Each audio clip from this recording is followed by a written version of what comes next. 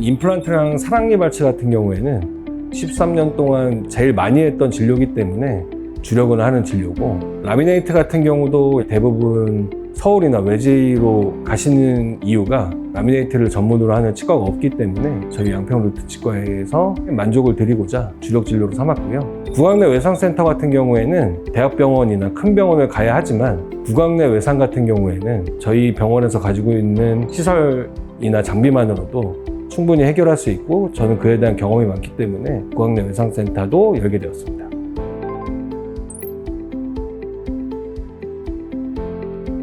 (60대) 정도 되는 남자분이었는데 치과 공포가 너무 많으셔서 앞니도 다 충치가 너무 심하고 어금니도 충치가 너무 심해서 웃음을 잃어버리셨던 분이셨어요. 치과가 너무 무섭다, 진료받기가 너무 힘들다. 제가 그분에게 무섭지 않고 아프지 않게 하는 거는 자신이 있으니까 저를 믿고 한번 진료를 맡겨달라 해서, 어금니 같은 경우에는 이미 다 뿌리만 남은 상태였기 때문에 뽑고 임플란트를 진행했고요. 앞니 같은 경우에는 라미네이트를 할 수 없는 케이스여서 신경치료하고 심미적인 보철로 마무리해드렸고, 결과 후에 본인도 만족을 하셨고 자기가 처음으로 웃을 수 있게 됐다고 엄청 좋아하셔서 그 분이 가장 기억에 남습니다.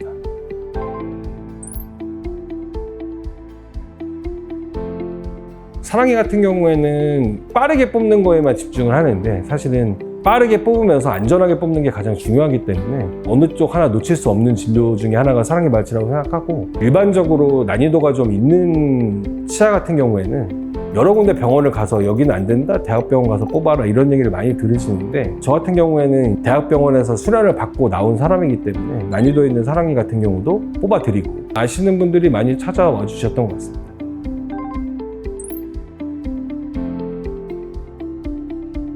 임플란트 같은 경우에는 내비게이션 임플란트를 활용하면 절개 없이 임플란트를 수술하고 계획한 대로 임플란트 식립이 되기 때문에 장기적인 결과물도 훨씬 더 좋다고 생각을 하고, 라미네이트 같은 경우에는 예뻐지기 위해서 하는 건데 만족도를 드리기 위해서는 경험도 중요하고 그에 따른 실력도 중요하기 때문에 양평루트치과에 오시면 두 가지 다 만족을 시켜드릴 수 있다 생각하고요. 구강내 외상센터 같은 경우에는 큰 병원을 가지 않아도 되는 케이스를 큰 병원까지 가서 치료를 받아야 될 수 있기 때문에 치아가 부러진다든지 입안이 찢어졌다든지 하는 거에 대해서는 오시면 편안하게 진료를 받을 수 있을 거라고 생각합니다.